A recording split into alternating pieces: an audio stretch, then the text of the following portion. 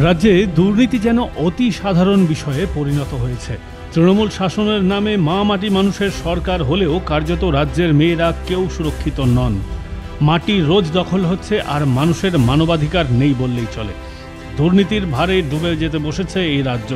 শিক্ষা, স্বাস্থ্য, রেশন, পূর্ত বিভাগ, যোগাযোগ, পরিবহন, শিল্প, আবাস, 100 দিনের কাজ সহ কোনো দফতর আর এখন দুর্নীতি মুক্ত নয়, এমনই অভিযোগ। রোজ কান পাতলে মানুষের অভিযোগের তীর শাসক দলের বিরুদ্ধেই শোনা যায়। মানুষের প্রাপ্য অধিকার থেকে বঞ্চনার কথাই বেশি উঠে আসছে, অথচ রাজ্যের মুখ্যমন্ত্রী সবটা জেনেও দুর্নীতিগ্রস্ত লোকের বিরুদ্ধে কোনো পদক্ষেপ গ্রহণ করছেন না। দুর্নীতি এখন রাজ্যে অলিখিত নিয়ম। এইরকম আরও এক আবাস যোজনার বাড়ির টাকা জালিয়াতির কথা জানা গিয়েছে মালদায়। এবার রাতারাতি ব্যাংকের অ্যাকাউন্ট বদলের অভিযোগে শোরগোল পড়েছে। তো করেছে না তো ঢুকলো কিভাবে? কি মনে হচ্ছে? মানে আমার মনে হচ্ছে কেউ পঞ্চায়েতে কেউ করেছে, যা কেউ করে মেম্বার প্রধান যা হয় কেউ করেছে, তাতে এই জালিয়াতি কেউ করেনি, মেম্বার প্রধান কেউ করেছে। আমার এটাই মানে মনে পড়ছে আর কি। তাতে এরকম হতে পারে। আমার ঘরের মানে সার্ভে করা হলো, আমার আইডি সব ঘরের সব সার্ভে করার নম্বর সব আছে, কিন্তু আমার অ্যাকাউন্টে টাকা ঢুকলো না কেন? আমার নামে মেসেজ চলে আসলো। মাত্র কয়েক মাস আগে এই মালদা জেলায় অ্যাকাউন্ট বদল করে পড়ুয়াদের ট্যাবের টাকা জালিয়াতির কথা সংবাদ মাধ্যমে শোরগোল ফেলে দিয়েছিল। এবার মুখ্যমন্ত্রীর বাংলার বাড়ি প্রকল্পেও একই রকমভাবে অ্যাকাউন্ট বদল করে টাকা জালিয়াতির অভিযোগ উঠেছে।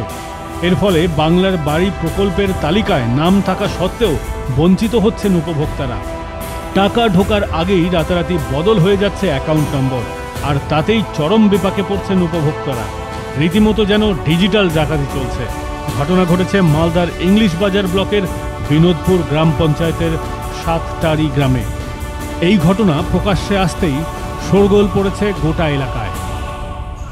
আমার বোনের নামে বাড়ি এসেছিল, আবাস যোজনা জানি না, কিন্তু আবাস যোজনার ওটা, কিন্তু ও পায়নি টাকা পায়নি। সার্ভে করে গেছে, আবার ইনকোয়ারি করে গেছে পঞ্চায়েত থেকে লোক এসে, কিন্তু টাকাটা অন্যজনের অ্যাকাউন্টে টাকা ঢুকেছে, আমার বোন কিছুই পায়নি। মেসেজ এসে আমার মোবাইলেই।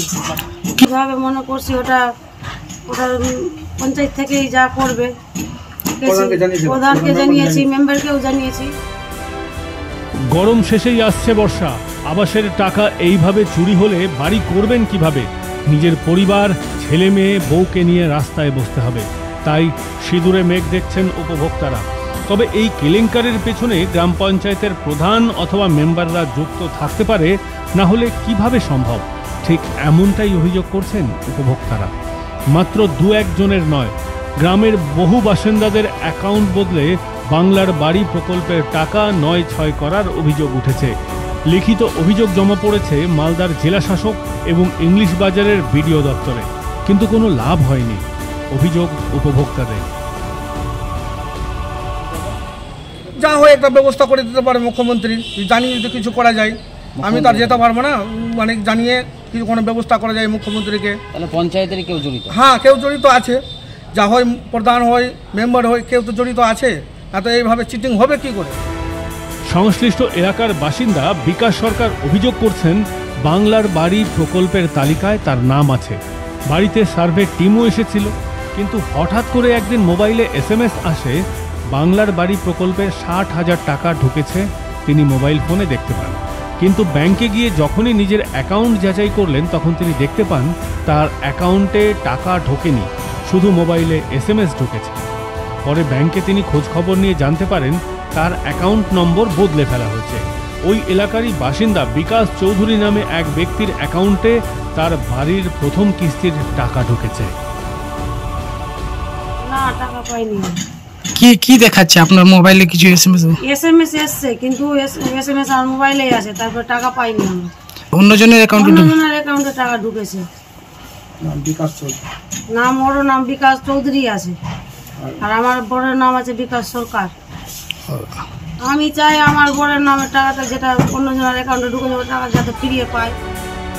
এই দুর্নীতির বিরুদ্ধে ক্ষোভ প্রকাশ করেছেন মালদা দক্ষিণ জেলার বিজেপির সভাপতি অজয় গাঙ্গুলি। তিনি বলেন, মমতা বন্দ্যোপাধ্যায় সরকার গোটা পশ্চিমবঙ্গ জুড়ে চুরির রাজনীতি করছে। তার নেতা মন্ত্রী থেকে প্রশাসনিক স্তরের সকলেই জড়িত এই কেলেঙ্কারিতে। এই পদ্ধতি তো গোটা পশ্চিমবঙ্গ জুড়ে মমতা ব্যানার্জির সরকারের চলছে। এর আগে আপনারা যেটা দেখবেন ট্যাব কেলেঙ্কারি, ট্যাব যার নামে এসছে অ্যাকাউন্টে গিয়ে টাকা জমা পড়েছে অন্যজনার, উপভোক্তার ঘরে কিছু পড়েনি। একই রকমভাবে গোটা পশ্চিমবঙ্গ জুড়ে এই একই বাড়ি আবাস যে যোজনা, একই রকম পদ্ধতি চলছে।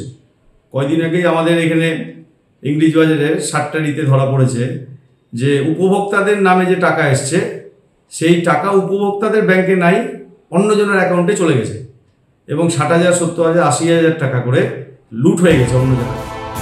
এই অভিযোগের বিষয়ে সংশ্লিষ্ট গ্রাম পঞ্চায়েতের প্রধান মোহাম্মদ রাজু মিয়াকে প্রশ্ন করা হলে তিনি বলেন, আমরা এই ধরনের কোনো লিখিত অভিযোগ পাইনি। লিখিত অভিযোগ পেলে অবশ্যই বিষয়টি খতিয়ে দেখব। দেখেন, আপনি যেটা বলছেন যে সুভাষ সরকার, আমাদের কাছে এভাবে কোনো লিখিত অভিযোগ নেই। আর যদি কারো মোবাইলে SMS আছে, অনেক সময় মোবাইল নাম্বার ভুল হতে পারে, অনেক ব্যক্তির নামে হয়তো হয় SMS চলে যায় মোবাইল নাম্বার বলে, সেটার জন্য আমাদের কারেকশনের জন্য একটা পোর্টাল খোলা হয়েছিল, তাদের মোবাইল নাম্বার কারেকশনও করা হয়েছে। আর যদিও কারো অ্যাকাউন্ট বা তার তথ্য যদি ভুল থাকে বা সেই রকম যদি কারো অ্যাকাউন্টে যদি নিজস্ব যে আইডিতে যদি নাম থাকে বা ইনকোয়ারি হয়ে থাকে, তার সমস্ত ডকুমেন্টস আমাদের পঞ্চায়েতে সাবমিট করুন, আমরা সেটা তদন্ত সাপেক্ষে দেখব, সেটা আমরা উপরমহলকে জানাবো। যদি সম্ভব হয় আমরা অবশ্যই তার টাকাটা তার অ্যাকাউন্টে ফেরত দেওয়ার চেষ্টা করব। আবাস দুর্নীতি নিয়ে তৃণমূলের বিরুদ্ধে আগেও একাধিক জেলায় সরব হয়েছেন বঞ্চিতরা। এমনকি বীরভূমে যখন অভিষেক বন্দ্যোপাধ্যায়ের জনজোয়ার যাত্রা শুরু হয়েছিল, তখন বৃদ্ধ মহিলারা ন্যায্য আবাস বঞ্চনার অভিযোগ তুলে অস্বস্তিতে ফেলে দিয়েছিলেন। একইভাবে তৃণমূল সাংসদ শতাব্দী রায়কেও একাধিক জায়গায় বিক্ষোভের মুখে পড়তে হয়েছিল।